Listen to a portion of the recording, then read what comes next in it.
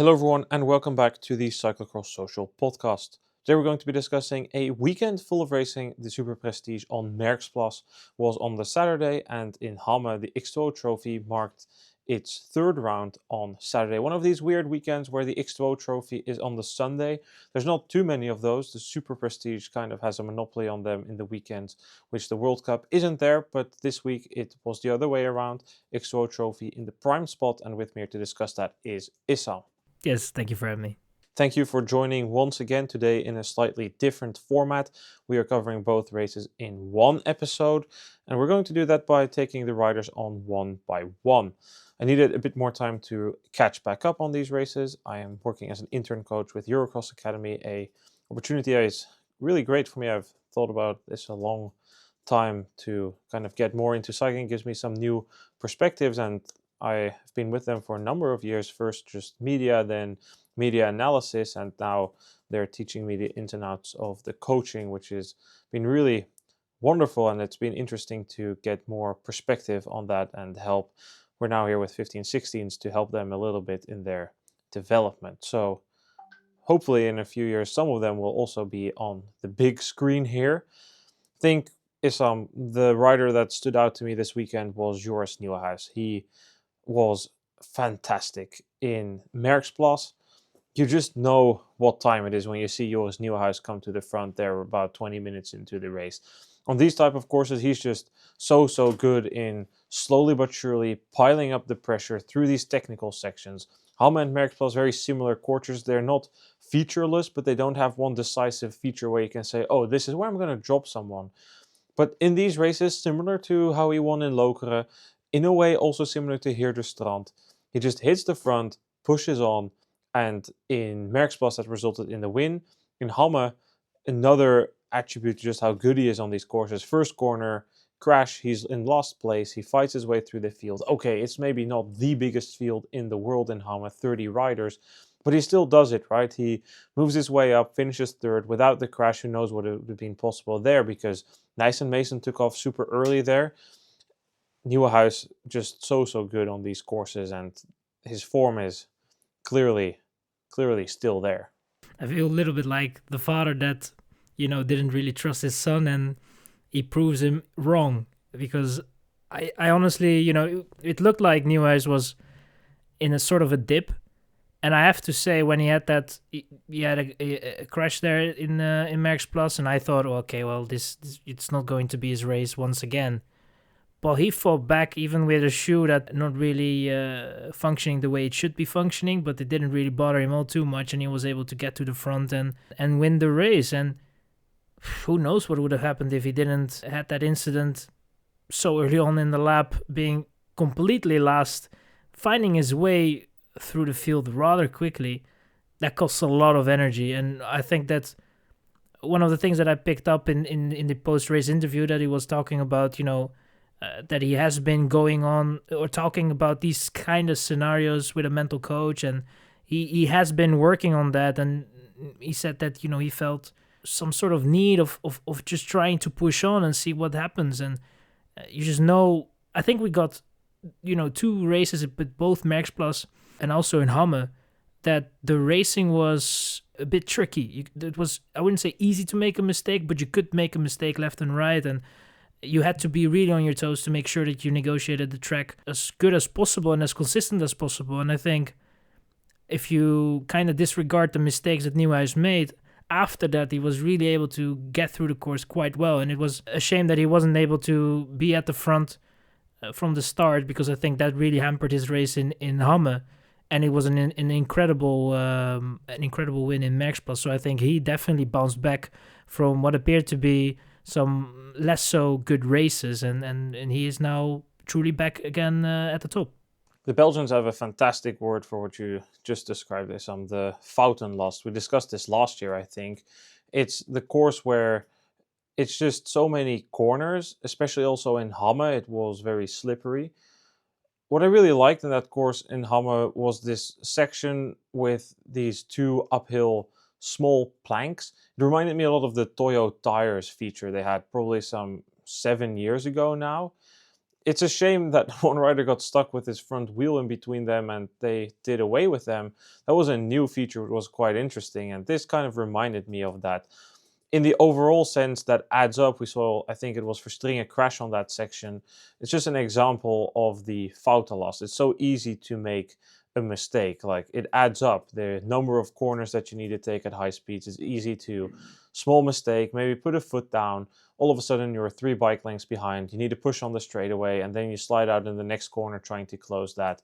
Then you're 6 bike lengths down, and all of a sudden you see the race lead disappearing at the horizon. So that's definitely these type of courses. They are very Belgian courses. They are super, super skill orientated. Nieuwenhuis has those skills. At the same time, he also has that mental toughness. Nieuwenhuis is not a rider who will put in a super explosive attack. Ruddervoorde was an exception in that sense. In the other races, however, you can see this is really a strategy. He needs to have it from his stamina. That's really what makes a difference for him, and he's been doing quite well this season. Do you think we could say that overall at the top, it's kind of hard to really say at the moment who is the best rider? Nieuwenhuis has had a few bad races. We had a phase in this season where Van Toerenhout was really strong. He's had his weaknesses. Thibau Nys is up there, but in Merksplas he made a lot of mistakes in the sand, which I think is a mental part. His head definitely went down after that mistake when he tried to come across to Nieuwenhuis in the penultimate lap. Mason is now kind of becoming more a rider that's up there. We've had Ronnaar, but also Ronnaar's had a few bad races in a row now. Tonaert's sick after winning the European title. It's kind of hard to make a sense out of who is the best rider, but at the same time, it's the same group of riders that are at the front. They are inconsistent, whereas the riders who are behind them, Niels van der Putten, Emiel Verstringen, Jente Michels, they are super consistent, but they are never able to poke their nose in between the door. They're not able to put their foot in the door, is what I meant to say, and actually get that win. It's the same riders winning, but they're inconsistent. You know, at times it was due to circumstances, and sometimes they just didn't really have the legs. They are also at times riding with an agenda. I mean, with Aerts, we have to conclude that he definitely was eyeing the European Championships. So it's also a bit difficult to really judge it, but it certainly, we can certainly conclude that those are the riders at the moment that you mentioned, and Nys, Van Toerenhout, Nieuwenhuis. Those are riders that when they are in good form, it's just very hard to beat them or to even join them on the podium. That is somewhat what we can conclude currently.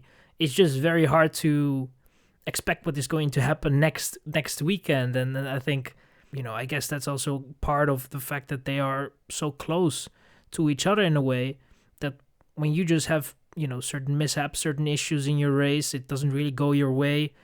All of a sudden you're from first or second, you're all the way down in 8th or 9th, and well, then it's probably hard to get yourself motivated and get yourself back into a race and fight your way back into a race. The things that Nieuwenhuis did in Merksplas, and even in Hamme, it's not given for any rider. There are definitely certain riders that when they have these issues, they will try for a lap or two and then just figure out it's not going to be for a win, so why bother? And they kind of give up because, there are also many of these riders don't really play a role anymore in the classifications currently because, there are so many riders that they're choosing and picking their races and losing battles in certain classifications that maybe in the long run, some actually could make a difference in the classification if they actually rode the races that didn't go well just that tiny bit better. But it's the choices that they make, and there's a busy period coming up with the Christmas period as well. The World Cups are just there around the corner. So a lot is going through those minds, a lot of planning, and we will see how that will play out in the next couple of weekends. But it's, for me at least, hard to judge how those next couple of weekends are going. What you can say for sure is that those riders that we mentioned, those are the guys that will probably, one of them will definitely be fighting it out for victory, and they will be followed by that sort of second line of riders. I definitely agree with that assessment, Issam, that you can see that you have these top riders, and then behind it must make your life with the Mud Mountain a bit harder this year. That's what we've really been going on about. So these top riders, they have their highs, they have their lows, and behind it's more of a consistent line. And sometimes you're wondering, like, hey, is there a heartbeat in these guys like Emiel Verstringen, Jente Michels, Niels van der Putten? Are you like able to like show us what you did last year? Johan Wieseur is maybe also a rider who we've seen having a bit of up and downs in that sense, but it's kind of feeling that you're looking at the same riders at the different places in the race. But if we go back to that racing, I think what we saw for Thibau Nys this weekend is a interesting dynamic once again. We can once again see that he's strong. He's still struggling with his in-race consistency, which now also translates to between-race consistency. He just made too many mistakes in the sandpit, which wasn't necessary in Merksplas. A little of it also came down to power, but he was not smooth. He was not able to ride his lines. He technically wasn't able to execute there. It was clear that was going in his head. His positioning, therefore, was off. He needed to make a big push to catch Nieuwenhuis. He could have done it, but then he messed up the sand again. The next day, however, he bounces back in a fashion that I haven't seen from Nys that often, Issam. Correct me if I'm wrong, but the number of races where he kind of takes off this early on after a good start, quite rare. He took off. Mason was with him. 2-rider battle. Nys pulls at the final lap on the longest side of the stick. He takes the win. When he's able to lock in, he is so good. In Lokeren, there were not many technical mistakes. He remained calm. In the final lap, he clearly seemed to be stronger than Mason, not just in terms of technicalities, also in terms of like the explosive power. Mason probably a bit longer on the long straightaways, and I think he rode a very good race himself. But Nys, on these days, when he is able to fully focus and execute, he is so good. His thing just needs to become to deliver that a lot more often. It's funny because during the Belgian broadcast, Paul Herreigers was talking about a conversation that was on between Thibau Nys and his father, Sven Nys. Sven Nys was talking about, in Dutch, he was saying, durf te verliezen, dare to lose. Try, just try. Why are you trying to be tactical? Why are you trying to sit behind and sit in second and third wheel and let fate somewhat decide what's going to happen to you? Why are you not try to take some initiative, even if you don't really feel so good, even if you feel that the legs are not really there? Why are you not trying to put the others under pressure? Because at times, those are the moves that somewhat the motivation just gets out of your legs when someone puts such an attack on. You're like, oh, there he goes again. Well, you might not really have the best legs, but it's just somewhat bluffing. And I think it was interesting to see that kind of that conversation, converted in a Thibau Nys that was, as you said, he drove a different race from what we have seen so far from him in a while. It was a bit atypical, but it definitely worked. And I think that especially with a race that we got presented as we had in Hamme, I think that is definitely a certain race in which you have to take initiative, where you have to be at the front, because you never know when you are making the mistakes. So you better make sure that you're in the lead when you make those mistakes. And if others are making those mistakes, you have to capitalize on it and make the gaps. And I think it was a very wise and smart decision from him. And I guess that the advice that was given by Dad was taken into consideration, and he made use of it. We saw, of course, on the Koppenberg a very pristine performance by Thibau Nys, a near perfect technical execution, also a similar win, perhaps even more dominant. So if he can really string together those races, which last year he did, in all fairness, do over the Christmas period, he has the potential to be very good. On the Koppenberg, just like in Hamme, 2 similar races, also his opponent was similar, Cameron Mason. I feel you've been talking a lot about consistency for Mason, which is a very fair point. He's had his ups and his downs, which we've just discussed is something like good for the season that we've concluded we see multiple riders having.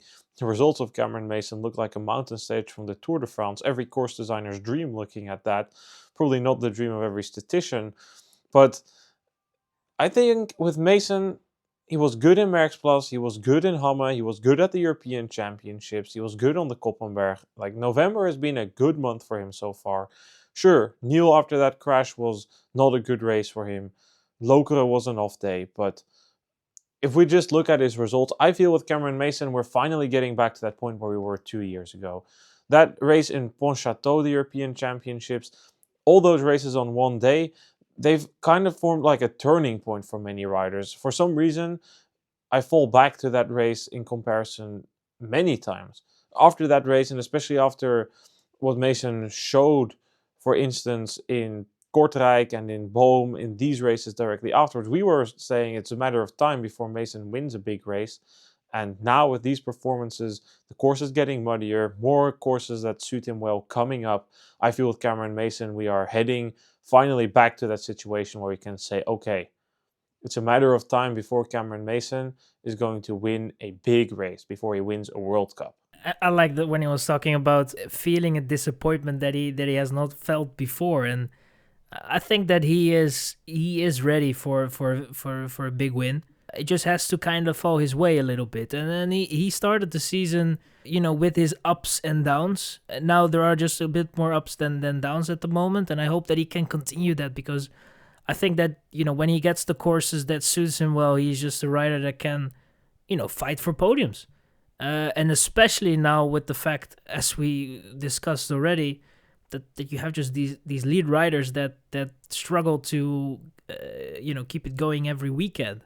And they slip up. They have their mistakes. They have their fouls. They have their races where they do not really show up. And I think then it's up for a guy like Mason that apparently has been able to mix it up if he has the legs, if he has the form, and if he gets through the race nicely. And I was happy to see that he was able to fight for victory there in Hamme. Hopefully he's able to do that numerous times this season, and do that over, and even go for victory. And I think it's nice to see him up there. And I don't know how a an English speaking person should listen to an interview that you finally get someone that's going to speak English and then starts with Dutch. I mean, I found it quite amusing, but it was nice to see a nice little touch there in the post interview that he was able to express himself a little bit in Dutch. And this also, I think it helps a little bit as well with your popularity in Belgium when you do those kind of things. And he is already quite a very well seen figure, so I think that's definitely not the issue. It's up to him now to try and get that victory, and I think that's a nice goal that he can set for this season, and definitely one that is achievable. Mason is inches away from becoming a cult hero in Belgium. With that mustache, with being on a Belgian team, learning the Dutch, he is literally becoming like a hero. He already was, but it's going further and further.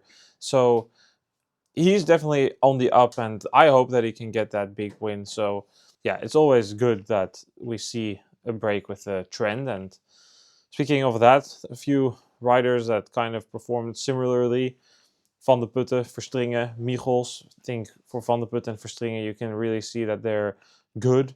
There's just a few riders better, but it would be nice if they are able to find an extra cylinder and get another good result.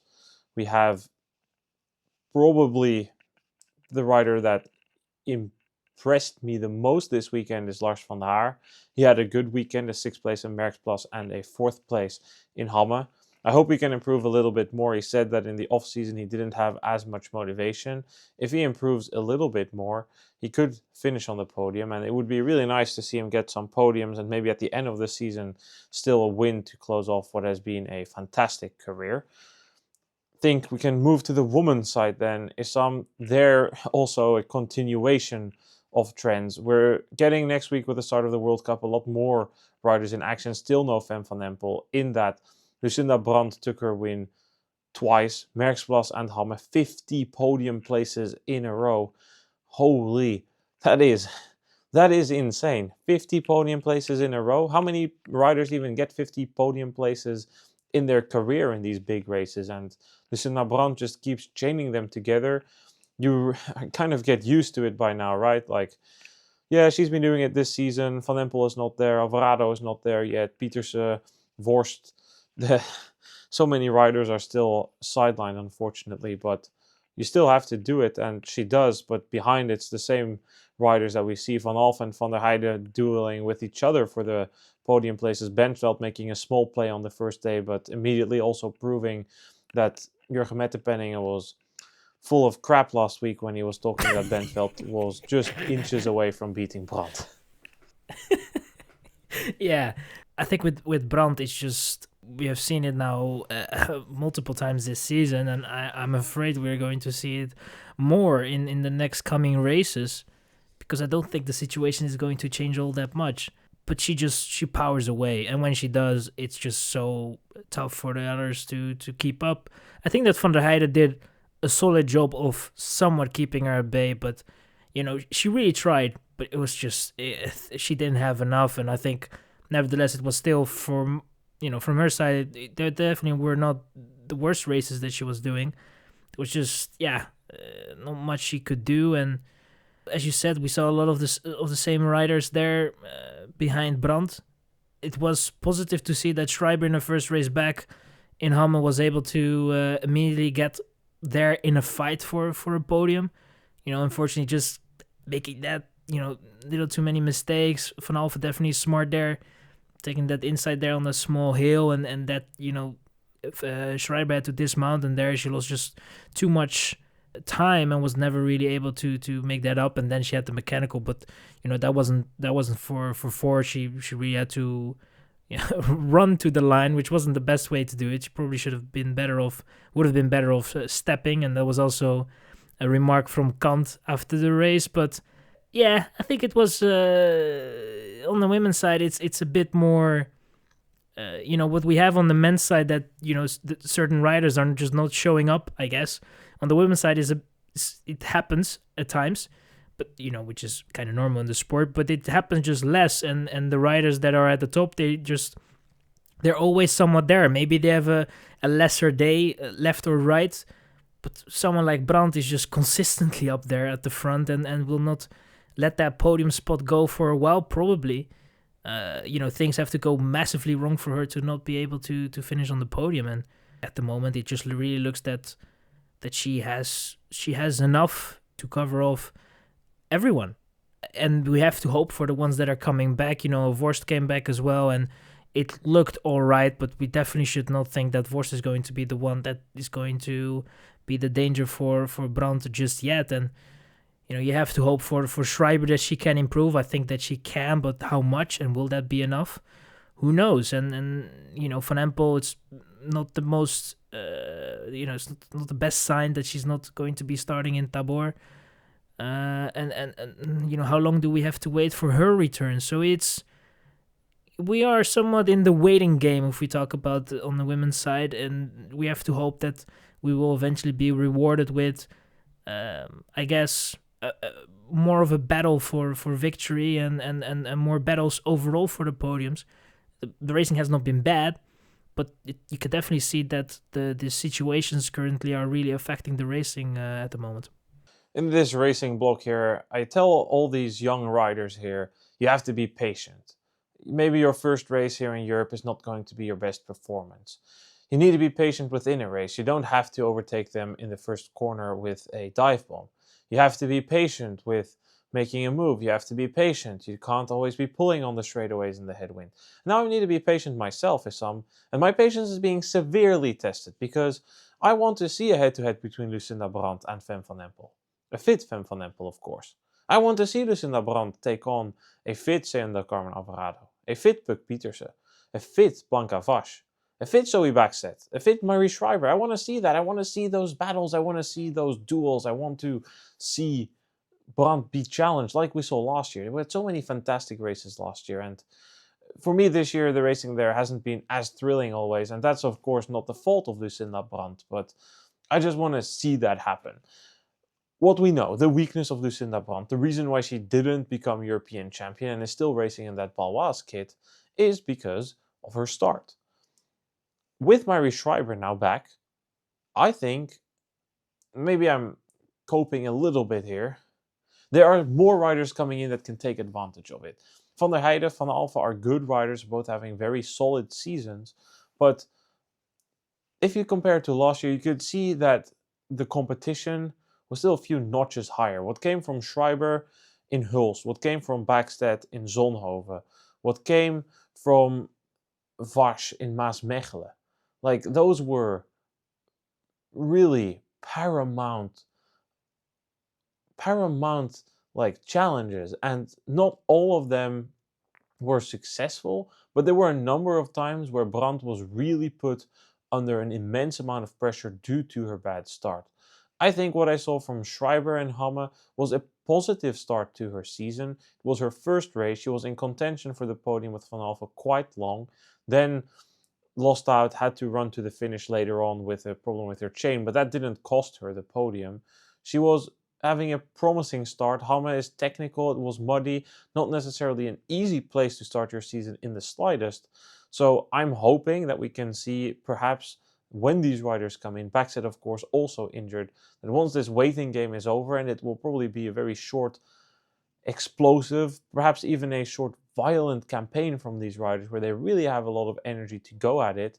I hope that that will bring us to a situation where we can see these thrilling battles for the win once again, because last year had a lot of dynamics both on the men's and the women's side, and this year those storylines, those developing dynamics have been missing a bit so far. It's not that I'm not enjoying it. We've had a number of good races on the men's and the women's side, but it's just a bit different. There's not that many storylines, and I'm personally one that loves a good storyline.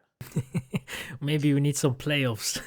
This is no, but I think that it is. No. We're not going all American. Issam, that's too much. No playoffs in cyclocross. I know I'm working here with an American program, but no. You've probably seen the picture of me with it on my badge, but no. We just need maybe some more Jurgen Mettepenninger comments.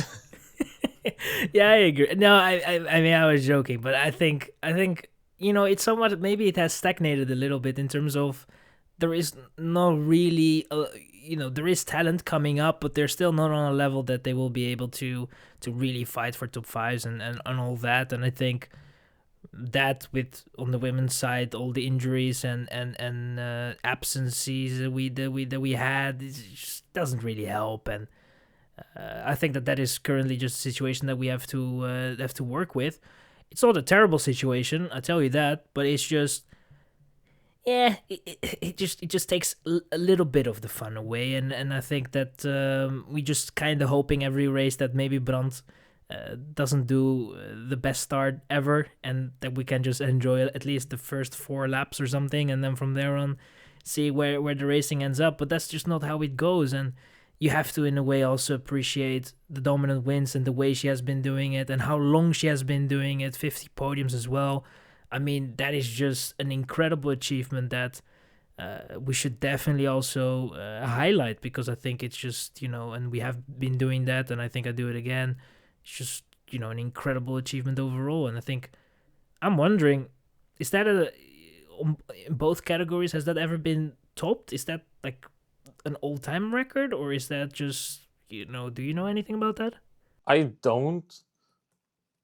I'm thinking Vos probably has one long streak, but it would surprise me. Like 50 races is like, all it takes is one puncture, right? All it takes is one crash in the start, or one mess up, or one total off day, and it's a really long thing. I know there was a article, but they didn't say anything about it being a record. They just said it was unique. It would be hard to... Oh, actually, I just found it here. Marianne Vos has 51 podiums in a row. So we are 2 weeks away. 2 weeks, Issam. Maybe... No, I think she's going to Flamanville. So, Flamanville. And that's an all-time record? Like, that's also on the men's side as well? They don't name it here as an all-time record between men and women. They just say it is a like, the last time somebody did this, that was... Oh, here. Of course, Jonas Createur, the man who we can always rely on. 51 podiums in a row between 2009 and 2012. He has the stats since 2000. Mathieu van der Poel has 66 top 3 in a row. So that's the all-time record. That's, I guess, still some ways away. And I believe that streak is still going. Although it always depends, like, do you count DNFs in these things? And it's the same in Formula One, right? They have these, this many points finishes in a row. And then they're like, yeah, okay. But you also didn't finish 10 of these races in between because you crashed into someone. But we can debate long and short if this is an all-time record or not. But it's a absolutely fantastic streak by her and something she should be really proud of, especially in this phase of her career. She's racing age 36, so that really is worth applauding and concluding that she's been really up there. Maybe as a final point here, we can still briefly talk about Annemarie Worst Issam. Her season return was perhaps not as impressive as that of Schreiber. I don't think we could have expected that. Schreiber just comes back from rest, whereas we see Worst coming back from injury, a broken collarbone. It's tough to come back from that. You don't really know how good her endurance base is. Personally, I find it very hard to judge what to expect from Worst. If I had to say, I think the maximum achievable for her is to kind of reach for the level of Aniek van Alphen. I've said it before, and I think now the time has run out. 2 years ago, she should have left her team when things kind of were stagnating. She should have gone on with a new coach, new trainer. There have been like coaching changes, but I think she should have tried a new environment, tried to reinvent herself. And perhaps it's also not really fair. This might sound a bit harsh, right? Because she's had an absurd amount of bad luck, but that's kind of my take with Worst. She's 30 now. I don't really see her magically making a stride forward again. And most of it is at this point based off reputation from 2020 and 2021, which is 5 years ago. So I struggle to see Worst come back. And as unfortunate as all those injuries have been, they do take a toll on you. And coming back every time is not easy physically or mentally. So that's kind of where I stand on Worst. The top 10 rider, probably going to be a bit better than Denise Betsema. But especially when you come in with like a suboptimal prep, it will be really tough. Yeah, I think for Worst it's hard to judge where she will end up as well this season. I think we don't really know what kind of effect it had on the whole preparation. I don't think it's a bad place to start where she kind of the form that she showed in Hamme wasn't per se bad. Definitely considering where she's coming from, and I think that she should be aiming somewhat like, I think it would be a solid season if she's able to consistently finish in a top 5 if she can progress to that level. I think that would already be, that should be looked at as a positive. And to be honest, I think overall to be already on the level she is should normally be a positive because, at times it's just so tough to get into a rhythm and get it going. And it could be even worse. So I think that at the moment is already not that terrible. It's a good place to start from, and we have to wait and see where that will lead her, and it will depend. It will really depend on how the progression will go, and also when some of the riders that are not present currently will also show up. What will that mean for her in terms of the order? She will probably then move down again a little bit. So yeah, it's tricky to judge, and hopefully she can progress and get better every week. That then wraps up this episode of the Cyclocross Social podcast. A bit different. We will resume with normal coverage after the Tabor World Cup next weekend in the Czech Republic. Very cold weather conditions forecasted, some snow potentially, but I'm not getting my hopes up. I will see it when I believe it. Issam, thank you for your time. Absolutely. Thank you for having me. And we will be back next weekend, as said, with the World Cup. It's getting underway. It should be quite interesting, and hopefully a few more riders. Shirin van Androoy coming into the field, among others. Then we will also return with the power rankings. Thanks everyone for listening. See you guys then. Goodbye.